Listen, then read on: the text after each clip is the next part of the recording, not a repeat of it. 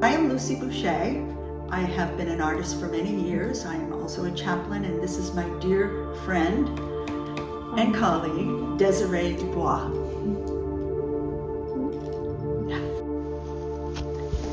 We named it Sacred Ascension because what happened to these women was abominable, but their response was absolutely sacred. This piece represents the climb of these women to the sacred meeting with their Creator and those who've gone before them. This piece also reminds me of all the other women throughout history who gave their lives so others could have a better world. They have all chosen ascension rather than staying in a world that can be so exclusionist and so hateful.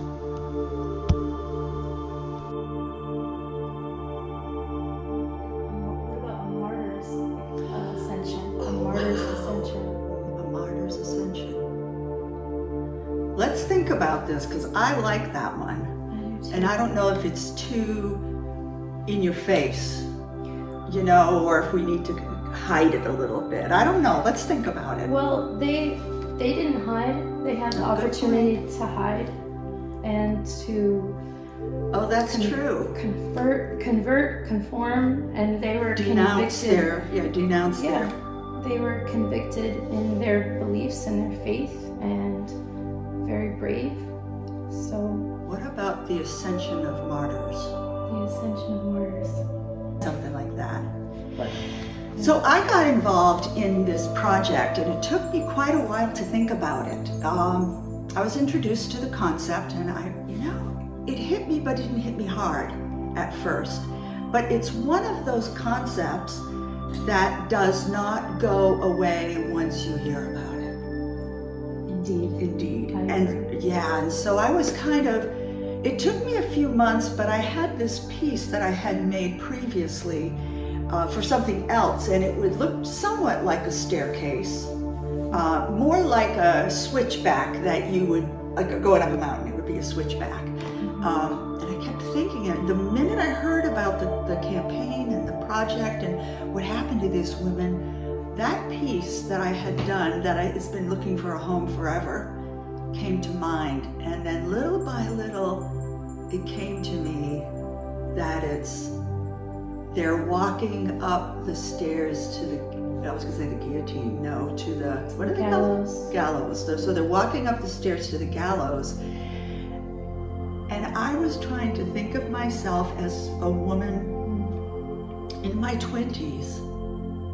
And I don't know if I would have had the fortitude to continue going. I don't know if I would have had the strength and the belief in my religion that I was right. I don't know if I could do that. So I was so touched by the whole thing that's how I got involved with it, and the belief that when something like that happens, if you stay an innocent bystander, you are contributing to the problem. you are. That's what finally made me say, you have got to participate. And then I asked you to help, and I was going to pay you, but you go ahead and tell your part of the story. Well, I couldn't see myself accepting money for this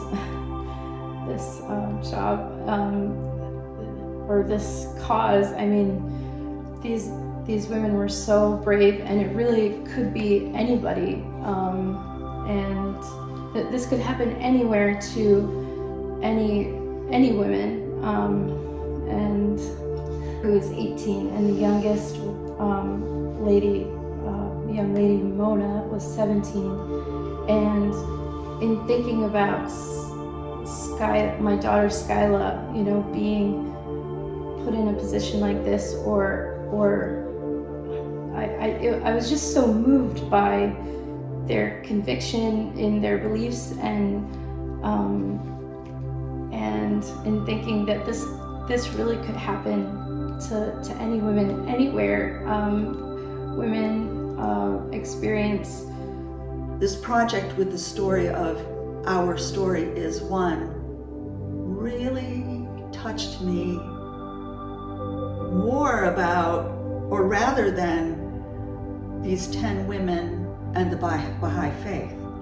It was these 10 humans in our earthly domain that are being persecuted and martyred because of what they believe. And what they believe is that we are all equal. Go figure. Yeah. Go figure. And throughout time, people have been persecuted for that belief that women are equal to men and that women can do. Yeah. So we had a grand time asking about what they looked like, what their hair was like, what they would have been wearing, what women in Iran in that time would be wearing, what the persecution was like, so that we could then, or you could, sculpt the women.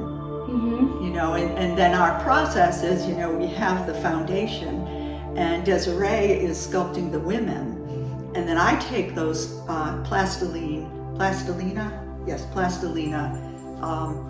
women, like the one she's doing right now, and casting them in glass using the lost wax process. So there's like 10 or 12 steps between this and the glass piece.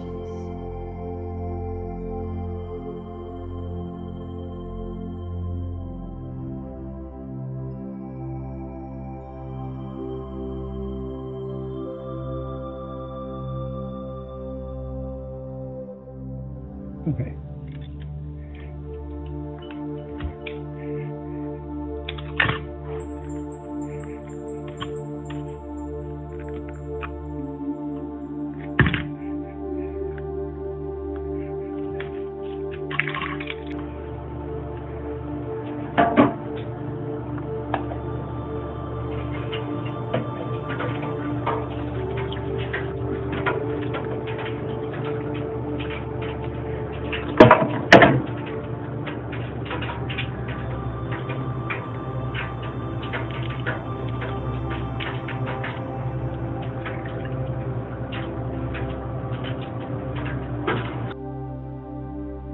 This one is got a little bit of cleanup, but you could see she's sitting. So really it would be like this with her dress coming down, I think, over some of the stairs. And this one,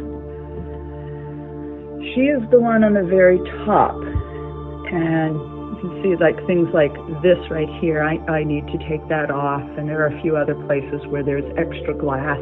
That was where the mold just kind of cracked a little bit. No big deal. But yeah. Beautiful color though. And to me, each one, especially in this piece, each step is absolutely sacred. That I get to touch the symbol of these women, that I get to participate in what they look like. I get to participate in this demonstration of injustice. And while women always take the brunt of everything, I shouldn't say it that way, but it's true. In this particular case, I still like to think of it more as humans doing to humans. And I just, you know, my whole spiritual belief, I don't have room for that. Right. I don't have room for that kind of, what do you call that? Hatred and Injustice. And